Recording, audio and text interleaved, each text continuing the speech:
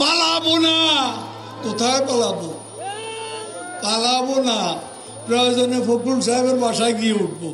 জুলাই আগস্টের গণহত্যার অন্যতম মাস্টারমাইন্ড ধরা হয় আওয়ামী লীগের সাধারণ সম্পাদক ও সাবেক সেতুমন্ত্রী ওবায়দুল কাদেরকে। সরকার পতনের আগে যিনি প্রায় প্রতিদিন বক্তব্য বিবৃতি দিতেন, তবে গণমাধ্যমে প্রকাশের জন্য 100 দিনেরও বেশি সময় ধরে তার কোনো বক্তব্য বিবৃতি নেই। ওদিন বলেছে আমরা নাকি অলিগলি পাবো না, পালাবার পথ পাবো না। এখন কার পালাবার পথ নেই? গত 5 আগস্ট গণ আন্দোলনের মুখে শেখ হাসিনার সরকারের পতন হয়। এরপর থেকেই ওবায়দুল কাদের কোথায় তার কোনো হদিস নেই, এমনকি ভার্চুয়াল দুনিয়াতেও নেই তিনি।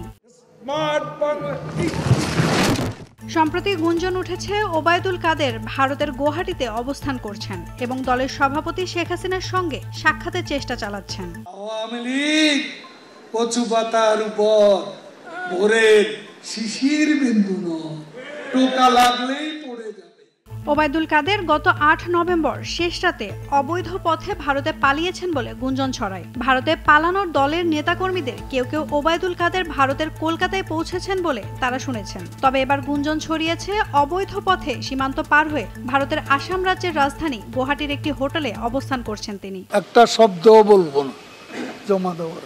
বিভিন্ন মাধ্যমে জানা গেছে ওবায়দুল কাদের সীমান্ত পাড়ি দিয়ে ভারতে পৌঁছে প্রথমে মেঘালয়ের শিলংয়ে অবস্থানরত সিলেট জেলা আওয়ামী লীগের পলাতক কয়েকজন নেতার সাথে সাক্ষাৎ করেন। সেখানে আলাপ আলোচনা শেষ করে গুয়াহাটিতে অবস্থান করার সিদ্ধান্ত নেন তিনি।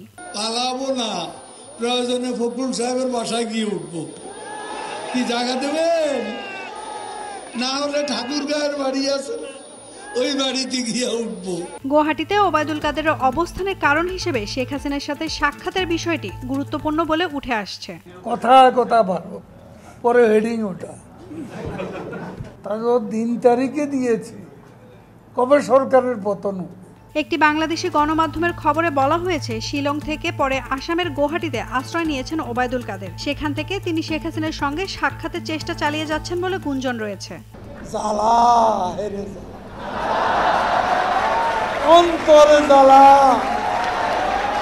এর আগে ভারতীয় সংবাদ মাধ্যম দ্য প্রিন্টের প্রতিবেদনে জানা গেছে ক্ষমতাচ্যুত প্রধানমন্ত্রী শেখ হাসিনা ভারতের নয়াদিল্লির লোধি গার্ডেনের লুটেন্স বাংলোজনের একটি সুরক্ষিত বাড়িতে বসবাস করছেন।